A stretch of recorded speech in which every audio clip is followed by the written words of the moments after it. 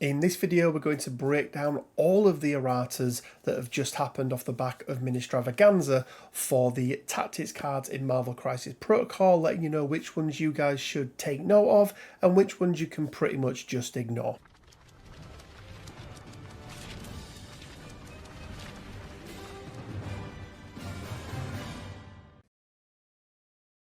Hey guys, Rich from Richmond Gaming. I hope everyone is doing fantastically well. Welcome to this, a really quick update video on Marvel Crisis Protocol and the team tactics cards because quite a lot of them had an errata, but actually after going through and looking at each of them in turn, there's only actually a small number of cards that you really need to worry about. Now obviously we broke down all of the cards that were rotated out, and we spoke briefly then about the fact that there was this new errata.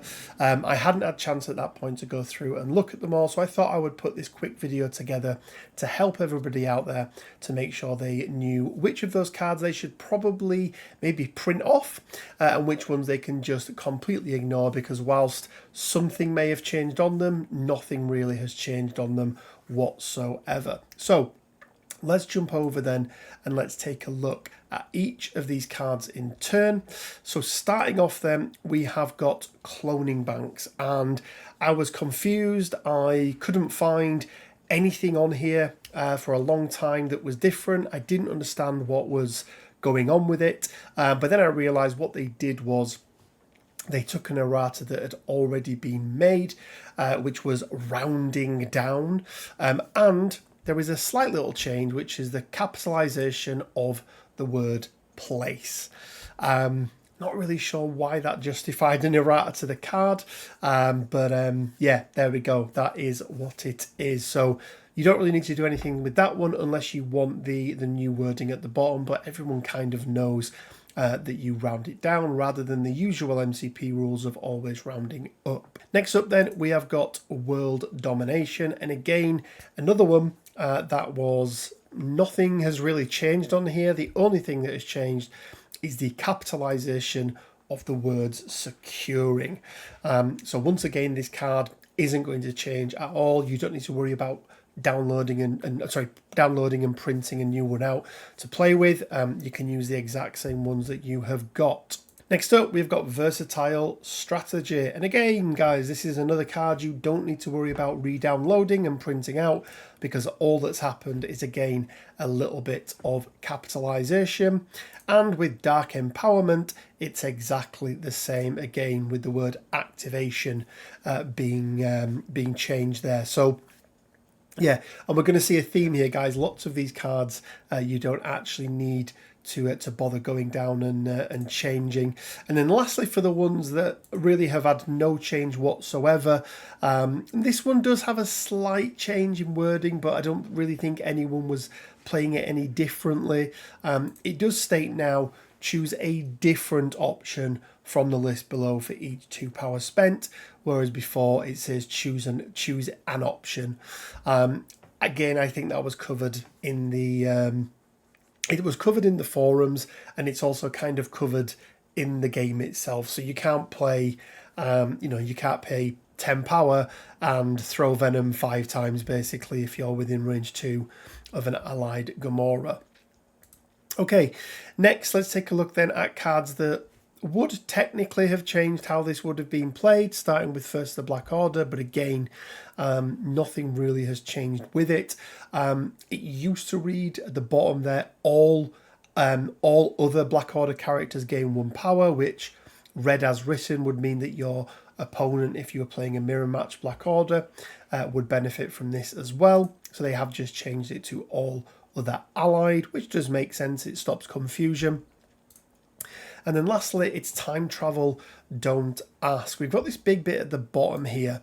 And it states, if Cosmic Ghost Rider has a Psychosis token, he may remove it. Then Cosmic Ghost Rider may advance medium towards an objective token that you are not securing. If you are not securing that objective token, you may immediately gain 1 VP. Everything above it has remained the same. The difference here is they've changed the order in which you do things. You used to make the move first, and then if you were securing it, you scored the VP, and then you remove your Psychosis token. So it would mean that, like, you didn't get a chance to remove the Psychosis token beforehand. Again, this was something that was cleared up in an Errata, so it just cleans it up and puts things in the right order. The ultimate end result of this card and what it does hasn't changed whatsoever. Okay, so let's move on to some cards that have had a change. Some ever so slight, some fairly big. First, let's start with Meet My Executioner. So for all of these, we're going to have the new cards on the left and the old cards on the right. I do apologise for the quality of some of the old cards. I didn't have all of them saved, and I've had to go and find them from various places. This card does exactly the same that it did before, but we have now lost the ability for Scourge to use it on himself. Now, this is quite interesting because this is not necessarily a bodyguard, but it's a sort of pseudo bodyguard-esque type card that worked in a similar way to Heroes for Hire and things like that. So it's going to be interesting to see if this is something we see trickle down into those cards like Lethal Protector from Venom, Comrade's Keeper from Red Guardian, and all of these other ones. We haven't seen them on this list, so I'd imagine that if they weren't on there, then they're not going to be on any others. But you can now no longer use Meet My Executioner on Scourge himself, whereas in the past you could do. So that is quite a significant change, I would say. Next up then, we have got Lockjaw with Last Minute Save.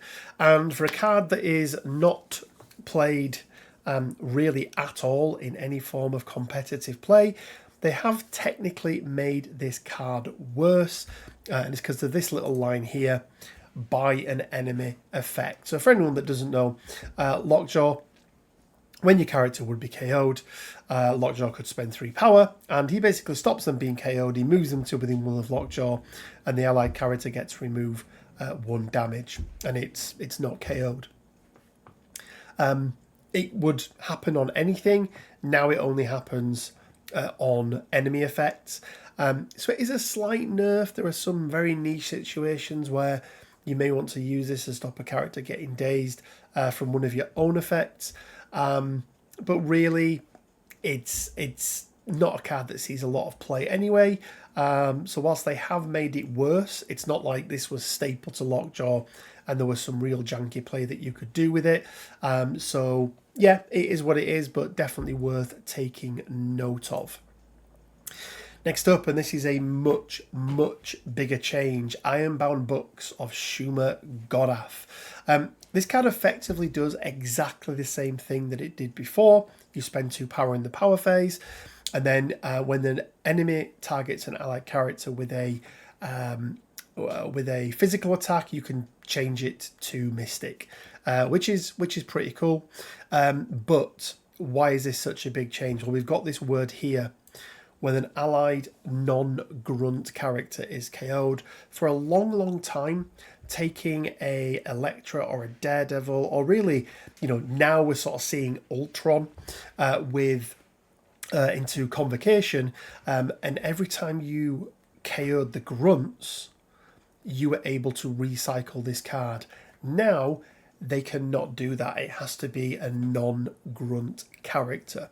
So it's really dropped the repeatedness and the recyclability, if that's a word, of this card, because you now no longer have control over being able to recycle this card. So it's actually quite a big change for Convocation, and it's something that they're going to have to work around, because being able to turn those physical into Mystic was quite big, especially for an affiliation that really has quite poor physical across the board and very good Mystic across the board.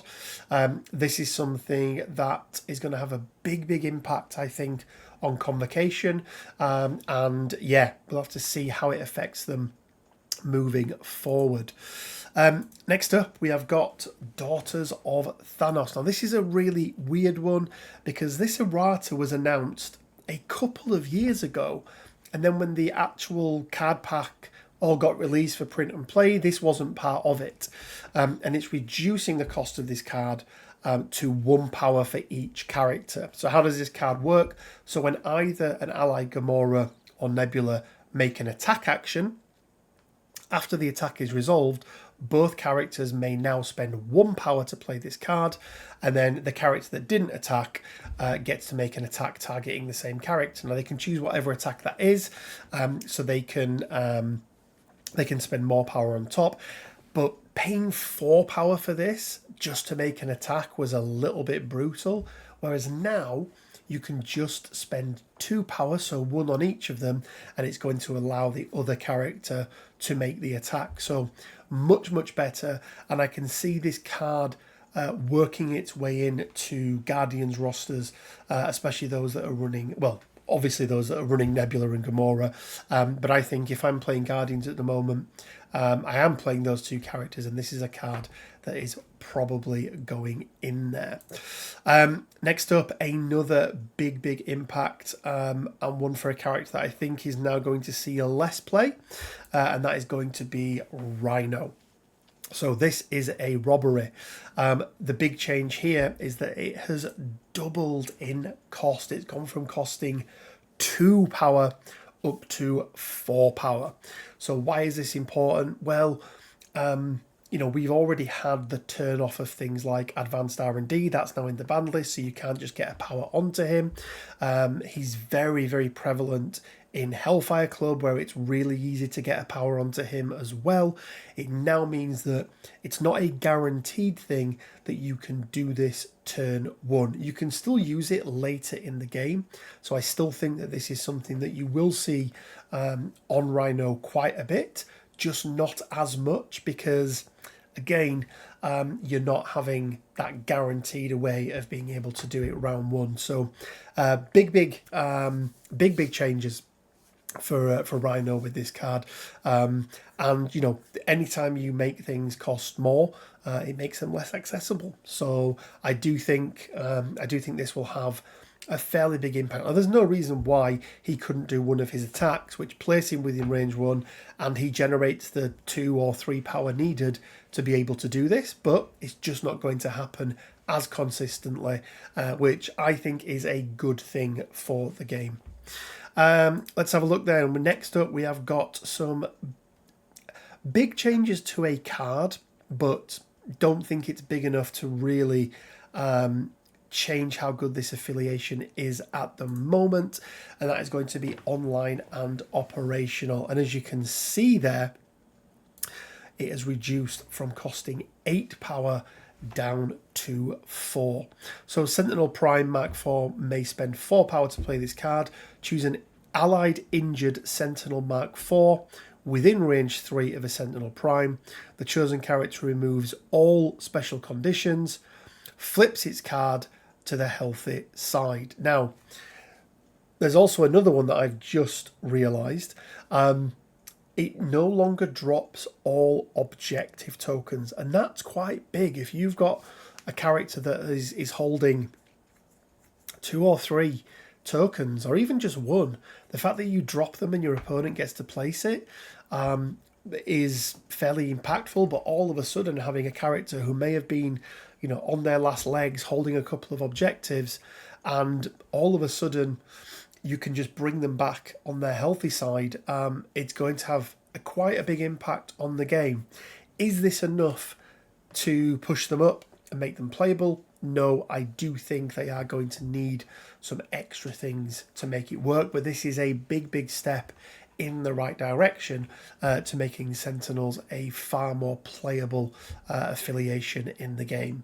And lastly, we have got Joint Effort. Now again, this card was always a little bit misleading, because it used to read, during the next attack made by this character that played this card, this activation, it adds 2 dice to each of its attacks for each other allied character within range 2 of the target character. But sort of rules as written, just attack meant that if you were doing, let's say, an area 2 attack, and you had 3 people that were close by, that were allies, you would get to add 6 dice, and you were going to make 3 attacks because you had 3 opponents that were in there. The problem there is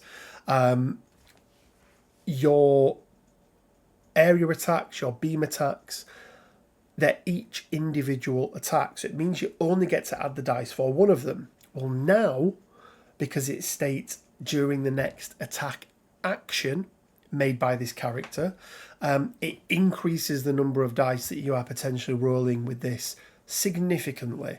And for things like beam attacks, for things like area attacks, for anything with a flurry off the back of it or anything like that, it's going to have a fairly big impact.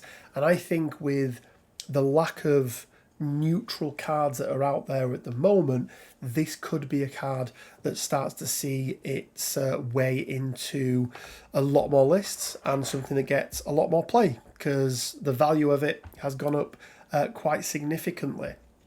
So there we go, guys. That is every single change to the card, but there is one other change which is really interesting. In fact, if I go back here ever so slightly, every single card that has had an errata has lost its symbol. So if you look here, there are symbols for cards, and those symbols are there to dictate the timeline of the card. So none of these new cards now have a symbol on there to dictate which timeline they are part of. Now, I don't know if that's something that has been missed by AMG, it's been overlooked, or what it may be, but technically, because none of these cards have the right symbol on there, I don't believe any of these cards are technically legal. Now, they are legal because, you know, we've been told that they are. But yeah, interesting mistake, either mistake or oversight, or just they're moving away from it. I don't know. But yeah, let me know in the comment section below, guys. So really not many of these cards you need to worry about printing out again. There's maybe one or two, just for clarification purposes. Most of them you can probably remember, but yeah, let me know in the comment section below what you think. Were you expecting any other cards to be in here? Did we really need erratas that just capitalized a lot of the letters?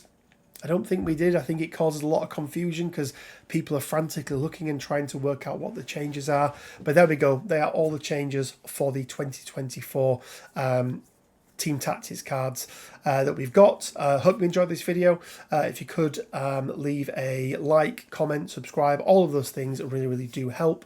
And if you want to go that one step further, you can support us by joining us over on Patreon or becoming a channel member. And a big shout out to everyone who has already chosen to do that. Shout out to Leolodus Games, the sponsor of the channel.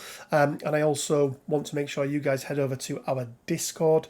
And just to let you know, guys, you've got a day or two left to join our $25 Amazon giveaway. Go over on the community site on YouTube, go check that out. I've got my hand somewhere that has got loads of paint on it, and I need you to guess which character from either Shatterpoint or MCP that I have been painting up. Let me know, and then everyone that's got it right will put into a prize draw, and then on Wednesday, I think, we'll do a quick draw, and the winner will win a $25 Amazon gift card to spend with as you please. And we're going to leave it there, guys, and as always, it leaves me just enough time to say stay well, keep safe, and until next time, bye for now.